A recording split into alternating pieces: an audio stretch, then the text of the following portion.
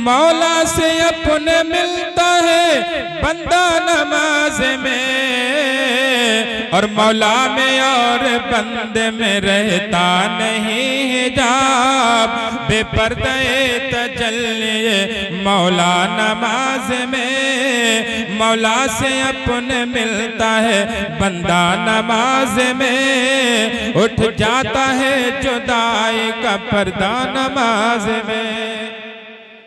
आपको मैं वाकया सुनाता हूँ नमाज। मेरे भाइयों देखो नमाज कितनी अहम है, नमाज की फजीलत क्या है, नमाज का मकाम क्या है, नमाज का मर्तबा क्या है। एक आदमी था जो पांचों टाइम की पाबंदी के साथ नमाज पढ़ता था, पांचों टाइम का नमाजी था। बरसात का मौसम है, पुराने जमाने की बात है। पुराने जमाने में मस्जिदें कच्ची हुआ करती थी। जब बरसात होती थी तो बरसात होने की वजह से रास्ते खराब हो जाते थे। पुराने जमाने में लाइट का भी बढ़िया इंतजाम नहीं था, उजाले का भी इंतजाम नहीं था। वो आदमी पांचों टाइम का नमाजी था, पांचों टाइम पाबंदी के साथ नमाज पढ़ता था। वो बेचारा नमाजी नमाज फजर के टाइम नमाज पढ़ने के लिए मस्जिद की तरफ जा रहा था। कहाँ जा रहा था? मस्जिद की तरफ जा रहा था। जैसे वो अपने घर से निकला, घर से वो जैसे निकला, अंधेरा होने की वजह से, रास्ते में कीचड़ होने की वजह से, पानी ज्यादा होने की वजह से उस नमाजी आदमी का पैर फिसल गया और कीचड़ में वो गिर गया। जब वो कीचड़ में गिर गया तो उसके कपड़े खराब हो गए, उसका जिस्म खराब हो गया, उसके कपड़े बेकार हो गए। अब वो अल्लाह का बंदा नमाज पढ़ने के लिए जा रहा था, अल्लाह की बारगाह में अपनी पेशानी को झुकाने के लिए जा रहा था, रब की बारगाह में अपनी जबीने नियाज को खम करने के लिए जा रहा था। बेचारा वो उसका पैर पानी में फिसल गया, कीचड़ में फिसल गया और वो उसमें गिर गया। अब गिर गया, उसके कपड़े खराब हो गए। कपड़े खराब हो गए, ऐसी बात है, कपड़े खराब हो गए। उसके कपड़े खराब हो गए। वो आदमी देखो नमाज से कितनी मोहब्बत करता था, नमाज से उसको कितनी मोहब्बत थी, नमाज से वो कितना प्यार करता था। वो नमाजी आदमी उल्टे कदम फिर वापस होता है, अपने घर पहुंचा और अपने घर पहुंचने के बाद कपड़ों को बदला, अपने जिस्म को साफ किया, दूसरे कपड़ों को पहना और कपड़ा पहनने के बाद वो घर से अपने फिर निकल पड़ता है नमाज पढ़ने के लिए।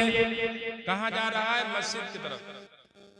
बेचारा वो चल रहा था, रास्ता तय करते करते, रास्ता तय करते करते दोबारा वो फिर गिर गया, कीचड़ में फिर गिर गया।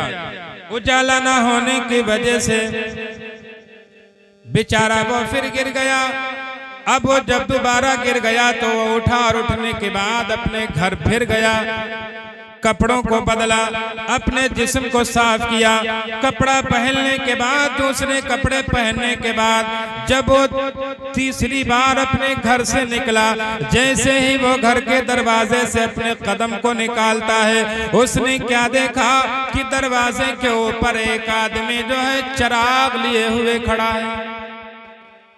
एक आदमी दरवाजे के ऊपर चिराग लिए हुए खड़ा है। इसीलिए तो खड़ा है, उजाला ना होने की वजह से बेचारा वो बार बार कीचड़ में गिर जाता था। तिबारा जब वो नमाज पढ़ने के लिए अपने घर से निकलता है तो उसने क्या देखा? दरवाजे के ऊपर एक आदमी चिराग लिए हुए खड़ा है। उसने जब चिराग देखा, चिराग के उजाले को देखा, वो बहुत खुश हो गया।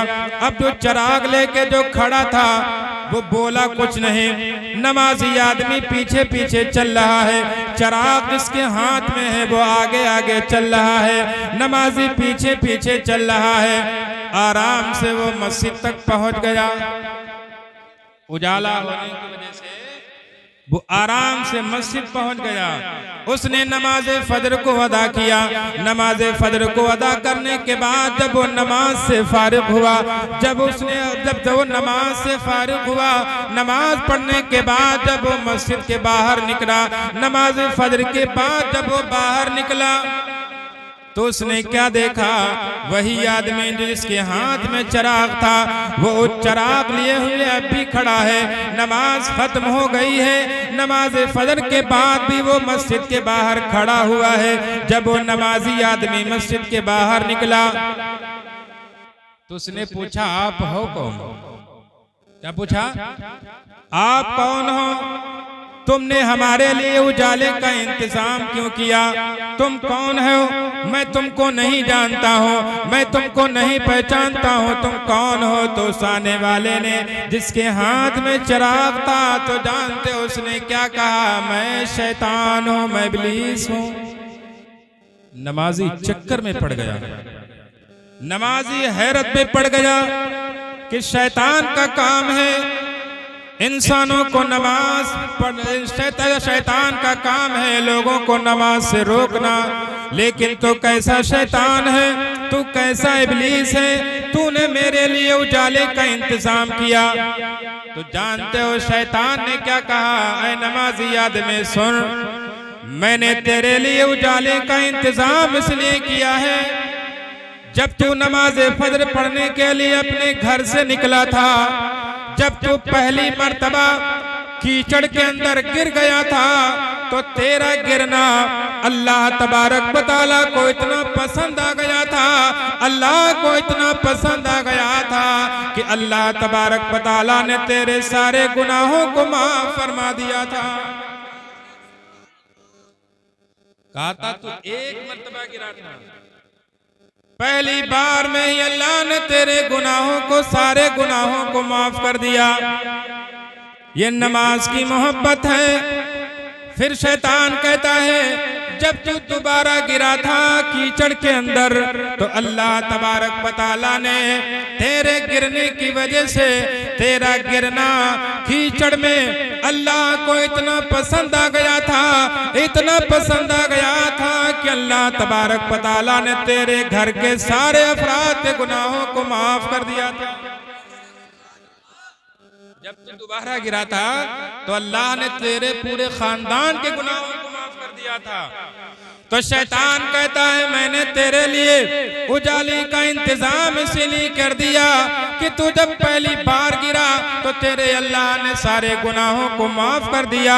जब तू दोबारा गिरा अल्लाह ने पूरे तेरे खानदान के गुनाहों को माफ कर दिया। मैंने तेरे लिए उजाले का इंतजाम इसलिए कर दिया था कि अगर तू तिबारा कीचड़ के अंदर गिर जाता तो अल्लाह ताला पूरी बस्ती के गुनाहों को माफ कर देता। इसीलिए मैंने तेरे लिए उजाले का इंतजाम कर दिया कि अल्लाह ने तेरे गुनाहों को माफ कर दिया है, तेरे खानदान के गुनाहों को माफ कर दिया है।